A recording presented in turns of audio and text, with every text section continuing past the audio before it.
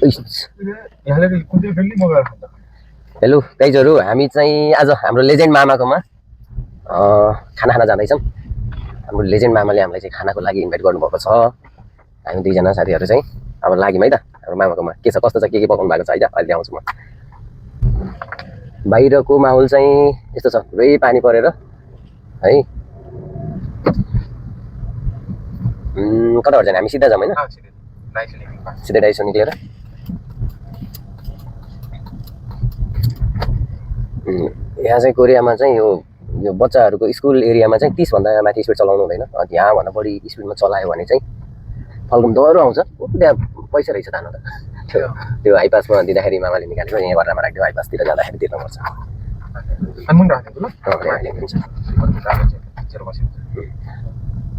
यस्तो हल्का पानी परेको छ, मुसलधारे। आज बिहानबाट पानी परेको, ननस्टप पानी परिरहेको छ।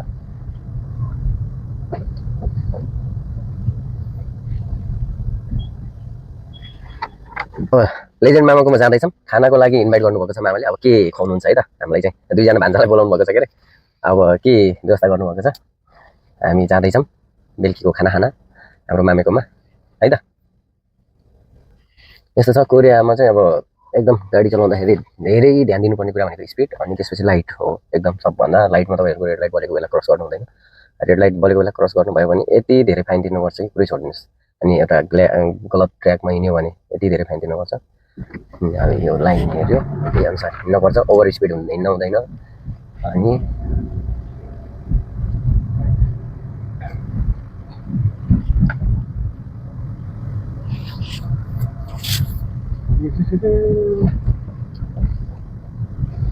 यहाँबाट जाउँ, यहाँबाट पनि जान्छ होला है बाटो त? यताबाट पनि जान्छ होला जान त?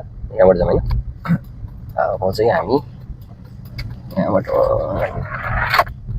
जता नि पैसा हल्लिन्छ त्यहाँ सिक्काहरू। हिजो हाइपासमा गरेको हो कि त्यो दिएको बचेकोहरू छिल्छन् फाल्छन् लाग्थ्यो नि त। हाम्रो यो छाङथाङको एरिया हो यो चाहिँ है। अब यहाँबाट हामी चाहिँ यता लाग्छौँ।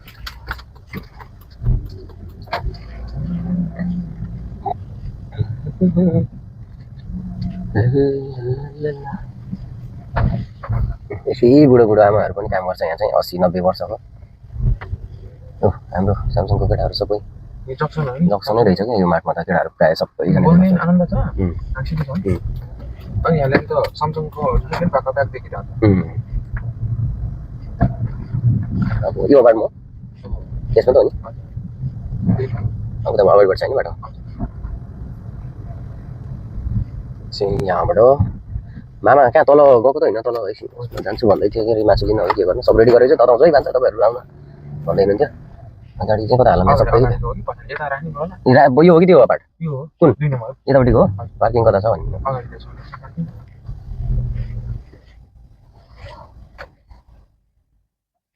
खासी चो गयो क्या हो नि?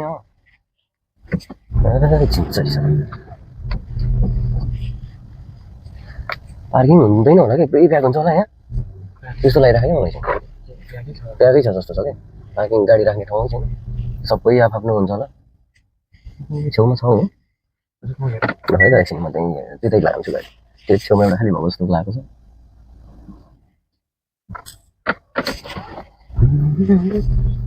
सिधै ब्यागमा अगाडि सिधै स्ट्यान्ड हालिदिनु पर्छ क्या। यो बिल्डिङ हो मामाहरू बस्ने। मैले स्ट्यान्ड हालिदिनु बित्तिकै यस्तो हान्दाखेरि चाहिँ यहाँ पार्किङ गर्ने मान्छे आउला र फेरि कराउला फेरि यार। भरिहरूको आफ्नो पार्किङ हुन्छ नि त फेरि यहाँ। उनीहरूको त बस पर्यो। उनीहरूको त होला नि त। आयो है त। अब हामी चाहिँ यहाँ हावा चलेको छ र मामाकोमा हामी खाना खाएको छौँ।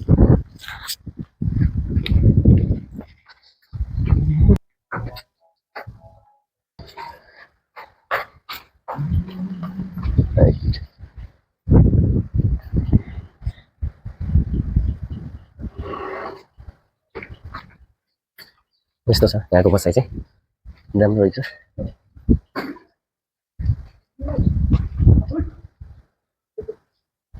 खै त मामा यही हो?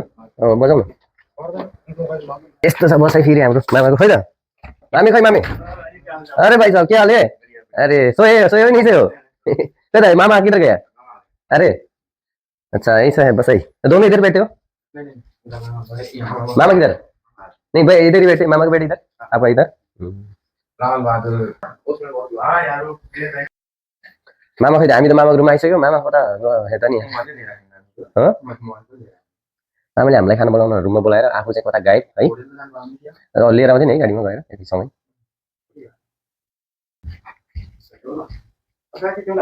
मामे तपाईँ यार बोलाएर हामीलाई यार यहाँ खाना बनाउने भान्जाहरूलाई अनि कता हिँडिदिने यार के खसी मामा के हो के लिएर आउनु कुखुरामा छ ओके छ नि त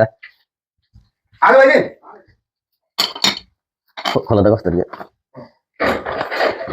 ओ गुड भात अनि यता चाहिँ चिकन यहाँ युट्युबमा भिडियो बनाइरहेको थिएँ कि मामा उताबाट आउँदाखेरि आज मामाले खाना बोलाएको ए पुलाउ र मासु ए हाम्रो लेजेन्ड मामाले पुलाउ मासु पकाएर भान्जाहरूलाई सेवा गरिराख्नु भएको छ यहाँ धन्यवाद मामा सेफले बनायो भनेको सेफले हो